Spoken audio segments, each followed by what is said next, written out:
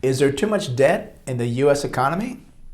Using debt and leverage can be a great tool for investors and businesses and even the U.S. government. But when it gets excessive, that can be a problem. In 2025, big ticket mergers and acquisitions of $10 billion or more set a record. While shareholders will do well with the higher share prices, all this debt is putting risk on bonds and also private debt. Bad mergers and acquisitions could hurt the stock price of the acquiring company. The bidding war for Warner Brothers between Netflix and Paramount is looking like there could be added debt, listen to this number, somewhere between $50 to $60 billion.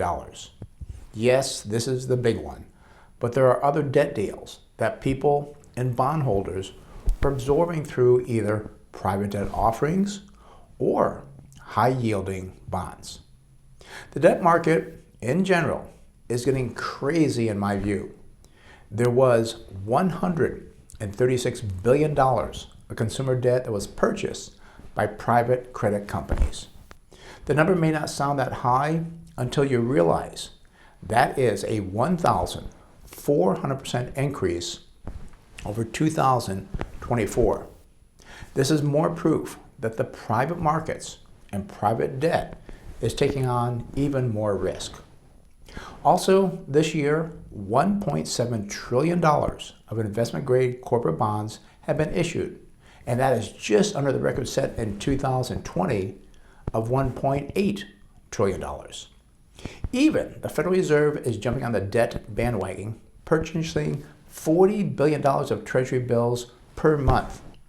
Fed Chair Jerome Powell said this was needed to provide short-term liquidity ahead of the April 15th tax payments.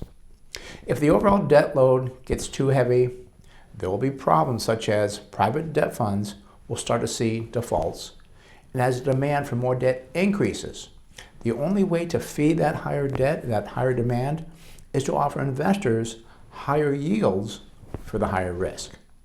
This would then cause the 10-year Treasury yield to rise, and mortgage rates would not decline, but could get closer to the 7% range and cause stagnation for another year in the housing market. Investors need to understand where they're investing their money in the upcoming year of 2026. I'm Brent Wilsey with Wilsey Asset Management. If you like these videos, be sure to give it a like or comment, and also feel free to check out our other YouTube videos and weekly newsletter for the latest economic news, expert analysis, and market insights.